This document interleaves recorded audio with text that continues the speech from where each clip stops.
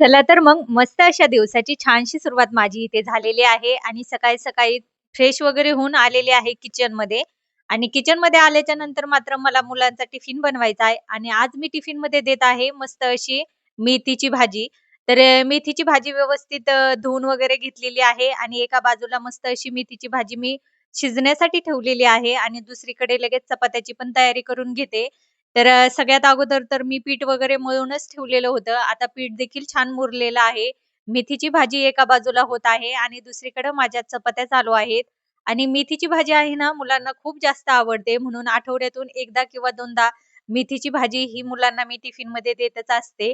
कारण मग ज्या भाज्या मुलांना आवडतात टिफिनमध्ये त्या संपून येतात ना, त्याच वेळेस मग आपल्याला पण ती भाजी बनवायला छान वाटून जातं.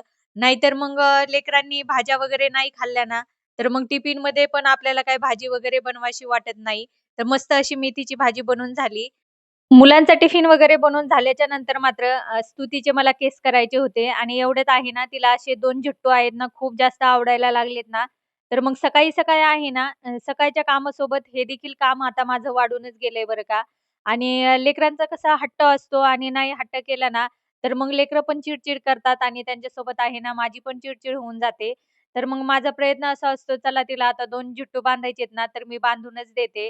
असे 2-2 झुट्टू बांधायची प्रॅक्टिस देखील माझी नाही ना, तर मग मला पण जरासा वेळच लागतो बरं का. आणि पण असो मस्त असे तिचे छान असे 2 मी झुट्टू इथं बांधून दिलेले आहेत आणि तिला पण छान आवडले. बस झालं तिला आवडले म्हणजे खूप चांगलं झालं आणि खरंच छान बांधण्यात आले होते. पण कसं 1 झुट्टूपेक्षा असे 2-2 बांधायचे म्हटले ना, तर त्याला वेळ जास्त लागतो बरं का. आणि आपल्याला तर वेळेचीच कमी असती. सकाळी इतकी घाई गडबड असती. पण लेकरांचं कसं असतं ना, काही ना काही वेगळं त्यांना लागतच असतं आणि अशा पद्धतीनं मस्त असे मी तिचे केस करून दिले आणि त्यानंतर मात्र लेकरांना शाळेत पाठवलं आणि दुपारच्या जेवणामध्ये मस्त पनीर वटाणा घालून आहे ना पनीरची मी भाजी बनवून घेतली. तर भाजी खरंच खूप जास्त छान झालेली होती. आता शाळेतून आल्याच्या नंतर लेकरं हीच भाजी खाणार. सकाळीच आता मुलांचं सगळं आवरून दिलंय. ते गेलेले आहेत शाळेला आणि आता तिथून पुढचं जे कामं असतात ना, तर ते मग पटपट करून घ्यायचे आणि दुपारच्या वेळेस मग जे काही आपल्याला जास्तीचे कामं करायचे असतात ना, तर तेच मी करायला घेते. चला तर मग आता किचन ओट्यावरती भरपूर सगळा पसारा पडलेला आहे. अगोदर तर तो आवरून घेते आणि त्यानंतर मग तुमच्याशी बोलते. ज्यावेळेस घराच्या बाहेर सगळेजण पडतात आपापल्या कामासाठी, त्यावेळेस आहे ना किचन ओट्याची हालत ही माझी अशी झालेली असते. आणि खरं सांगते मी तुम्हाला इतका जास्त गर्दा ह्या किचन ओट्यावरती झालेला असतो ना, तर तोच मला सगळ्यात अगोदर आवरायचा असतो. हे सगळं पाहून आहे ना, पटापट सगळी भांडी मी गोळा करून घेते आणि नंतर व्यवस्थित अशी छान भांडी घासून वगैरे त्यांच्या त्यांच्या जागेवरती ठेवून देते. भांडे तर छानसे घासून वगैरे झालेले आहेत. आता किचन जो वट्टा आहे ना, तर तो मी काही व्यवस्थित असा धुवून पुसून घेणार नाही. कारण जी किचनच्या वरची जी स्टाईल आहे ना, तर ती आज मला स्वच्छ करून घ्यायची आहे. त्यानंतरच मग मी किचन ओटा वगैरे छान असा क्लीन करून घेईल.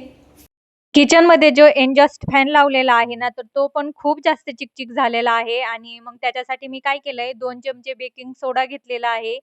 2 चमचे लिंबाचा रस घेतलेला आहे आणि त्याच्यामध्ये 1 चमचा मी जरासा निरमा घातलेला आहे आणि याचं एक मिश्रण तयार करून घेतलेलं आहे.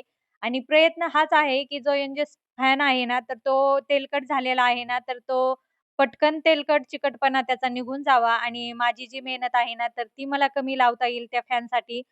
म्हणून मी घरच्या साहित्यामध्ये असं एक मिश्रण तयार करते, की ज्याचा उपयोग आपण अनेक ठिकाणी करू शकतो. एक्झॉस्ट फॅनसाठी तर होतोच, पण शिवाय आपलं जर मिक्सर देखील चिकट, चिवट डाग मिक्सरवरती पडलेले असेल, तर ते देखील या मिश्रणाने निघून जातात. तर अशा पद्धतीनं मस्त असं मी मिश्रण तयार करून घेतलंय आणि सावकाशपणे आता त्या एक्झॉस्ट फॅनला हे जे मिश्रण आहे ना, ते मी व्यवस्थितपणे लावून घेणार आहे. त्यासाठी तर आता सगळ्यात अगोदर तर किचन ओट्यावरती चढावं लागेल कारण किचन ओट्यावरील स्टाईल, तो फॅन पुसण्यासाठी आहे ना, तर वरती चढण्याशिवाय तर अजिबात पर्याय नाही. पण हो, हे काम करत असताना आपल्या सोबतीला कुणीतरी असलं पाहिजे. एकटीने असताना घरामध्ये अशी उंचावरची कामे अजिबात करायची नाही. आपल्या सोबत कुणीतरी असायला पाहिजे. त्यानंतरच मग ही सगळी कामं आपण काढायची आहेत. तर मी पटकन सगळ्यात अगोदर तर जी काही खिडकीवरती धूळ वगैरे आहेत ना, तर ती झाडूच्या मदतीने झटकून घेतली आणि जे मिश्रण होतं ना, या फॅनवरती मी सुरुवातीला लावून घेणार आणि लावून झाल्याच्या नंतर मात्र एक 10 मिनिटासाठी असंच ठेवून देणार. म्हणजे त्या फॅनवरचा सगळा काही चिकटपणा आहे ना, तर तो पटकन निघेल आणि मला जी मेहनत लागणार आहे ना, हे सगळं साफ करण्यासाठी तर ती कमी लागेल. आता थोडंसं शिल्लक पण राहिलेलं होतं ना, तर मग मी जरासं स्टाईलवर पण चोळून घेतलं. का की मग पटकन निघून जाईन स्टाईलवरचा चिकटपणा. आणि हे सगळं काम करत असताना मला एक गोष्ट जाणवली, लांबून या सगळ्या गोष्टी आहेत ना, आपल्याला छानच दिसतात बरं का. पण ज्यावेळेस आपण याची स्वच्छता करायला लागतो ना, तर इतकं जास्त घाण झालेल्या असतात ना, ही ही जी स्टाईल आहे, पण पुन्हा हा फॅन आहे आणि हा साफ करताना आपल्याला कळतं, की बापरे! इतकी इथं किती चिकटपणा झालेला आहे हा. असं साफ करताना आहे ना, माझ्या मनामध्ये विचार चालू होता. आणि खरं सांगते, ज्यावेळेस आपण अशा कुठल्या एका कामाला लागून जातो ना, तर मग आपण मला नाही वाटत आपण हे काम करता थांबतो म्हणून आपल्याला आहे ना, पुढची कामं आठवतच जातात. जसं की मला फक्त स्टाईल क्लीन करायची होती. पण त्याच्यानंतर मात्र मी खिडकी वगैरे सगळं मला जिकडं-तिकडं असं चिकट-चिकटच वाटत होतं. कारण वरची जी स्टाईल होती ना, तर ती मी व्यवस्थित अशी चकाचक केलेली होती.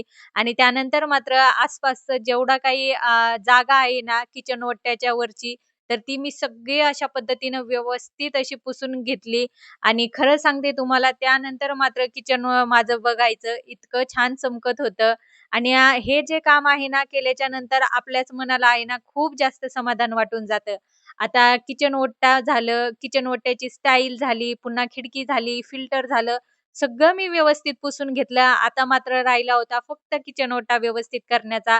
कारण वरतून मी जितकं सगळा कचरा किचन ओट्यावरती पडलेला होता, त्यामुळे आहे ना किचन ओटा देखील मी व्यवस्थित घासून धुवून काढला. कारण वरची घाण आहे ना सगळी किचन ओट्यावरती येऊन पडलेली होती. तर इथे माझा किचन ओटा देखील मी व्यवस्थित असा साफ करून घेतला. पुन्हा एकदा खिडकीसुद्धा व्यवस्थित धुवून घेतली आणि हे सगळं करून आहे ना, जे एक मनाला समाधान वाटलं ना, ते तर सांगावं तितकंच कमी आहे. कारण ठरवल्याप्रमाणे ज्यावेळेस आपली घरातली कामं होतात ना, तर मग आपल्या दिवसाचं एक सार्थक झालं असं वाटतं बरं का. त्यानंतर मात्र किचन ओटा धुवून झाल्याच्या नंतर व्यवस्थित असा कोरडा कापडाने मी पुसून घेतला आणि पुसून घेतल्याच्या नंतर अगदी माझा किचन ओटा नवीनसारखा दिसत होता. आणि या सगळ्या कामाचा आनंद तुम्हाला माझ्या चेहऱ्यावर खरंच पाहायला मिळतोय. त्यानंतर मात्र बाहेर आले आणि इतक्यात तर मी काय करत आहे, घड्याळाकडे अजिबात पाहत नाही. समजायचं असं नाही का 4 वाजले की मगच झाडून घ्यायचंय, 5 वाजले की मगच झाडू घ्यायचंय, असा मी अजिबात विचार करत नाही. जे काम मला घरामध्ये दिसेल ना, तर मी पटापट ते काम करायला घेते. आणि खरं सांगते ते काम आवरल्याच्या नंतर आहे ना, आपल्याला देखील खूप छान वाटून जातं. आणि त्यानंतर मात्र जरासं झाडू वगैरे मारून घेतला आणि कपडे पण धुतलेली होती, तर ती वाळायला घालायची होती मला. तर मग त्याच्यासाठीच मग मी कपडे घेऊन बाहेर आले. मस्त असे कपडे बाहेर वाळत टाकले आणि पटकन मग भांडे वगैरे देखील लावून घेतले. आता विचार करत नाही सायंकाळचे 4 वाजतील की 5 वाजतील आणि त्यानंतरच मग भांडे लावून घेते. आता मात्र भांडे जरासं कोरडे वगैरे झाल्याच्या नंतर मात्र लगेच मी ट्रॉलीमध्ये भांडे रचून घेते. आणि याचा फायदा मला असा झालाय की ज्या वेळेला मला हे कामं करायचे असतात ना, तर या वेळेतच माझे दुसरे देखील कामाला मी लागून जाते आणि जेव्हा आपली घरातील कामं टाईमाच्या अगोदर कंप्लीट होतात ना, मग त्यावेळेस आहे ना, दुसऱ्या कामासाठी आपल्याला वेळ शिल्लक राहून जातं. तर 4-5 दिवसापासून आता मी वेळेकडे पाहत नाही. जे काम मला घरामध्ये दिसेल ना, तर ते मी पटकन करायला घेते आणि करून झाल्याच्या नंतर जे आपल्या गृहिणींना समाधान असतं ना काम आवरण्याचं, तर तेच मी आता या 4-5 दिवसापासून अनुभवत आहे. आणि खरं सांगते वेळेच्या अगोदर आपली घरातली कामं आवरली, तर खरंच खूप छान वाटून जातं. आता त्यानंतर मात्र आता लेकरं शाळेतून आलेली आहेत आणि त्यांना शाळेतून आल्याच्या नंतर भूक लागते, तर मग हा जो पिरो आहे ना, काल यांनी आणलेला, तर तसाच पडलेला होता फ्रिजवरती. तर म्हटलं आता पटकन याला कट करावात. दुसरं काही बनवण्याऐवजी आहे ना, पिरोच लेकरांना कट करून द्यावात. म्हणजे कसं लेकरांच्याही पोटात चांगले फळं वगैरे गेल्याच्या नंतर लेकरालाही त्याचा फायदा होतो. सोबत एखादा अर्धी फोड आपण पण खाऊन घेतो, तर आपल्याला पण फायदा होतो. त्यानंतर मात्र 5-5:30 वाजले असतील आणि स्तुतीचं चाललेलं होतं, की तिला ग्राउंडवर सायकल खेळायची म्हणून मग तिला मी ग्राउंडवर घेऊन आले. मस्त असा ग्राउंडवरती एक चक्कर आम्ही दोघींनी लावला आणि त्यानंतर मात्र घरी आलो. असा गेला माझा दिवस. आवडल्यास लाईक करा. चॅनलवर नवीन असाल तर सबस्क्राईबर करा. धन्यवाद.